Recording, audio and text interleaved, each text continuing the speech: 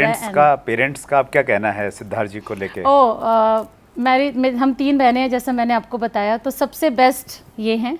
अच्छा। सबसे best industry में ये लगे हुए हैं, और सबसे अच्छी बात, बहुत बहुत रिस्पेक्ट करते हैं इनकी। Thank you very much. आपकी एजुकेशन तो सिद्धार्थ जी सब लोग परिचित हैं, आप मास्टर हैं एजुकेशन में, ट्रेनिंग में। थोड़ी सी बैकग्राउंड हम लोग जानना चाहेंगे। सर मैं बड़ा फॉर्चुनेट रहा कि मेरी जो मदर है उन्होंने मुझे हमेशा बहुत अच्छे अपनी ताकत से ज़्यादा अच्छे स्कूलों में भेजा, बहुत अच्छी तालीम दी। मैं मसूरी में छोटे जब मैं था हॉस्टल में पढ़ा। अच्छा। एंड मतलब उसके बाद फिर मुझे स्पोर्ट्स का शौक़ लग गया, मुझे क्रिकेट खेलने का शौक़ लग गया, तो फिर मैं उससे जुड़ गया। तो मैं स्कूल के बाद में प्रैक्टिस करने जाता था। मैं मेरे स्कूल का कैप्टन रहा, मैंने यूनिवर्सिटी खेली, जामिया मिलिया इस्लामिया यूनिवर्सिटी में यूनिवर्सिटी प्लेयर रहा। क्लब क्रिकेट कलकत्ता खेली मैंने, 3 साल प्रोफेशनल क्रिकेट खेली। प्री रणजी ट्रॉफी भी खेली मैंने रेलवे की तरफ से। फिर सर मेरे नी में इंजरी हो गई, जिसकी वजह से मेरा स्पोर्ट्स का करियर ख़त्म हो गया। तो मैं पढ़ाई में मैं भगवान की दया से बहुत मतलब ठीक ठाक था, लेकिन मेरा ऐसा कोई गोल नहीं था कि मुझे ये बनना है, मुझे वो बनना है, क्योंकि मैं तो स्पोर्ट्समैन बनना चाहता था। और उस दौरान जब वो खालीपन आया तो फिर कुछ करना है, तो वो दौर लाइफ में आया।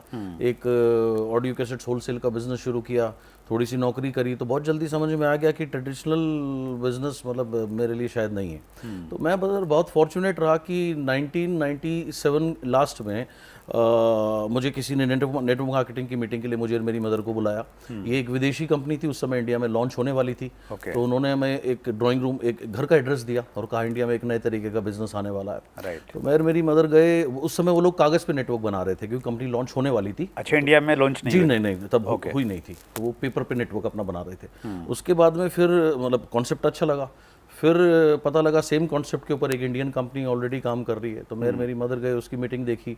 तो 1998 में मैं इस इंडस्ट्री में आया था, अप्रैल 98 में। तो आज 21 साल से ज़्यादा हो गए।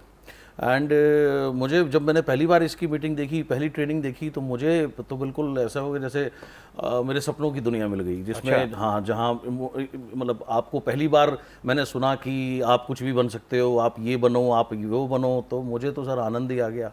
तो मेरी अपलाइन मेरी मदर ने पहले ज्वाइन किया, उन्होंने मुझे अलग से ज्वाइन करा दिया। तो तब से लेकर के मैं तो पूरे जुनून से लग गया। बाकी मेरा एक नेचर है सर, या तो मैं कोई काम करता नहीं हूँ, करता हूँ तो फिर पूरे पैशन से करता हूँ। जब आपने सर इसे कैरियर के रूप में चुना कि डायरेक्ट सेलिंग को मैंने एज ए कैरियर लेना है, क्योंकि 1998 मतलब शुरुआत ही नहीं थी इंडस्ट्री की। जी।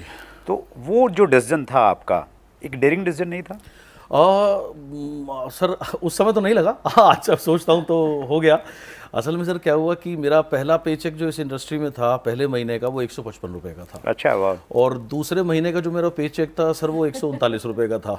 अच्छा। हाँ जी। और क्योंकि जैसे मैंने आपसे कहा, मैं स्पोर्ट्स से जुड़ा हुआ था, तो मेरे से स्पोर्ट्स का ही मेरा सर्कल था। बाकी तो मैं बहुत कम मेरा सर्कल था। मेरी अपलाइन मेरी मदर थी, तो जितने रिलेटिव्स थे वो मेरे क्रॉस लाइन हो गए ऑटोमेटिकली। तो वो खत्म हो गए, सर्कल बड़ा लिमिटेड था।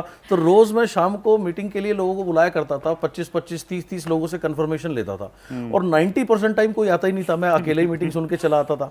और बहुत कभी खुशनसीब हुआ तो एक या दो कोई मेरा दोस्त आ जाता था। तो जब मेरे वो छोटे छोटे चेक आए, तो आपको पता ही है सर, जो मेरे दोस्त हैं उन्होंने मेरा बड़ा हौसला बढ़ाया और उन्होंने कहा भाई बातें तो तुम लाखों की करते हो, और यार ये क्या है। उस समय सर हुआ क्या, मैंने एनालाइज किया कि अगर मैं ये छोटे छोटे चेक से अगर मैं आज हार मान के क्विट कर दूं, तो मेरे पास और ऑप्शन क्या है। अच्छा। सर मैंने ये एनालाइज किया, भाई 2 ही ऑप्शन हर इंसान के पास होते हैं, या तो वो नौकरी करता है या वो बिजनेस करता है। तो मैंने कहा चलो अगर नौकरी में जाते हैं तो लाइफ कैसी होगी, मैंने थोड़ा सा इमेजिन किया। तो सर नौकरी में भी 2 पार्ट होते हैं, या हम सरकारी नौकरी में जाते हैं या फिर हम प्राइवेट सेक्टर में जाते हैं। सर गवर्नमेंट जॉब में मैं जब छोटा था, मैं तो एक गवर्नमेंट कॉलोनी में मैं रहा करता था दिल्ली में, पुष्प विहार में। तो वहाँ क्लास 1 गेजेटेड ऑफिसर्स की वो कॉलोनी थी, और 2nd फ्लोर पे मेरा घर था। नीचे एक दुकान थी, प्रोविजन स्टोर, जो सभी लोग अपने जरूरत का सामान वहाँ से खरीदते थे।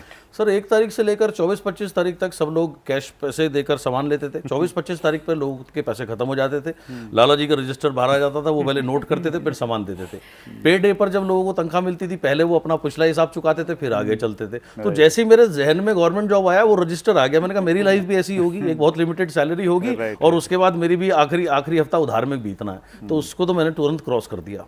अगर आपने अभी तक chat with Surendra Vats channel को सब्सक्राइब नहीं किया है, तो अभी सब्सक्राइब करें और बेल आइकन दबाना ना भूलें, जिससे आपको आने वाली सभी वीडियोस की अपडेट सबसे पहले मिले और हमारी किसी वीडियो को मिस ना करें। वीडियो को ज्यादा से ज्यादा शेयर और लाइक करके अपना प्यार जरूर दें।